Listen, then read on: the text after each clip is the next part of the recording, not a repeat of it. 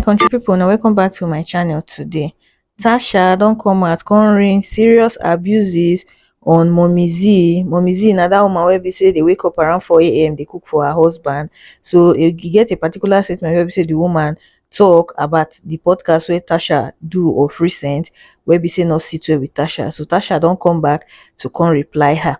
And also reality TV star Kaisha of the lockdown season, Big Brother Naija lockdown season, she don receive backlash from fans over her recent business. So of recent, Kaisha come out, there's a video circulating where be say they see person wey resemble Kaisha for inside Indomie warehouse. So immediately fans see the video, they come dey talk say a whole Kaisha, a whole Big Brother celebrity selling Indomie, all those type of things. For those of una wey no know who Kaisha be, Kaisha, she emerged as a housemate, ex-housemate of the Big Brother Naija lockdown season, the Lekon season. Kaisha na that girl wey be say Lucy carry slipper stone for reunion, and also she still be that girl wey be say the news break out few years ago say she don kolo, but we no know how the thing take happen. Of recent, we see say she dey normal, she not actually kolo. So we come see the video come out, come turn out say na her sister na dey actually sell the Indomie, but I no say anything where they wrong if Kaisha herself dey sell Indomie. Do you know what it means to own a warehouse of Indomie in this country? So the person come say, chai, a whole Big Brother Naija celebrity selling Indomie. What happened to Kaisha? For all of us wey be say no Kaisha, from the news that we hear that time, she come from a very rich family.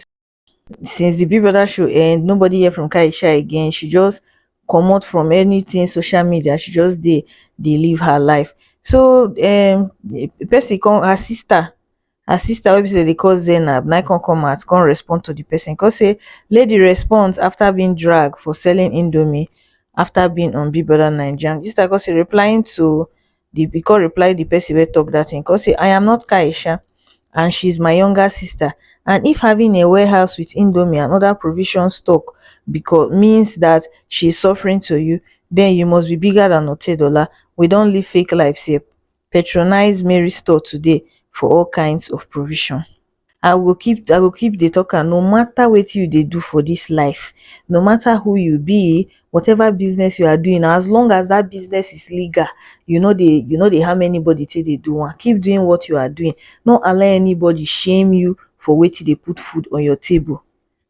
If you dey watch this video and you never subscribe, try subscribe. Abeg help me like this video, drop the comment for the comment section below, and also help me share this video. Una thank you. So on to Tasha matter with Mommy Z. For those of una wey no know who Mommy Z be, Mommy Z na ex tweetheart, as in X wey be say be Twitter app, no, former Twitter na X na they call her now. So she na ex sweetheart. Everybody for X, most of the people wey dey there, they like Mommy Z. She be the woman wey be say they wake up around 4 a.m. to cook for her husband. So when she bring the topic come online that time, people come they drag her, especially women.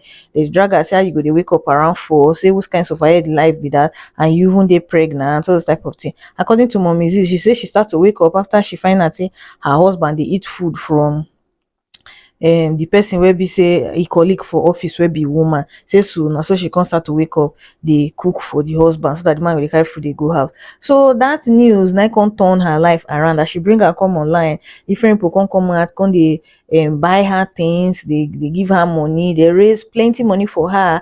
So all those things wey be say she do na come make people call know her to the extent say she can't even influence for brands like Indomie and some other ones. So of recent, Tasha can't do a podcast where we say Tasha talk about women where we say they go extra miles for man where we say they date. According to Tasha, she says she not fit they faithful to a man where we say never put a ring for her finger. And she also talk about the 4 a.m. stuff, say waking up that early, all those things, it not make sense. Tasha also explained to say if you dey date a man and you dey do everything for the guy, say that kind of people, those type of men, na be say go use you, they go use you till they play. Say men, you don't need to treat them with niceness, you need to treat them with harshness, with wickedness. Now the only way where we say they go fit reason your matter when. Now wait till Tasha talk for the podcast. So people can carry the thing, can go meet Mommy Z, where we say be advocate for married people, all those type of thing. The thing not come sweet Mommy Z for belly as she hear wetin Tasha talk. So she come come, the person come contact mommy come say Tasha dey talk to you anyhow o, you no go cook for her. Na so mommy come talk say person wey no get sense. Na this statement wey be say the mommy make na come make Tasha vex, come go write full episode to take scatter the woman. So make I read wetin Tasha talk. So Tasha come out few minutes ago come say take a look at this homeish picture of she with zero self-esteem, zombie that has zero ability to think for herself at a big age.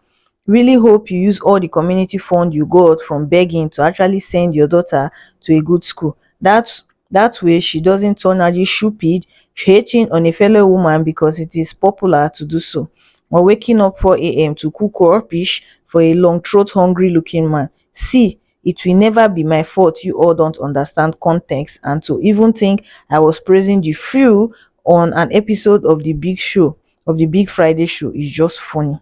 Tasha, na only one sentence this woman talk, now you write all this plenty things, insult her pikin, insult her husband join. This life sef na wow.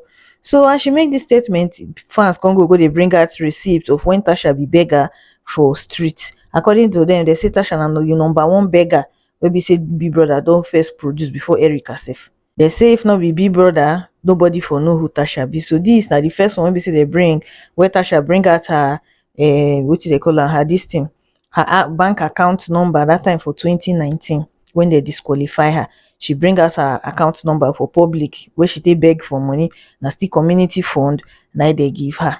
As you can see here, this na the GoFundMe where we say they open for her. Her name na Anita Natasha Akinde. So as you can see for there, Titan support BBN.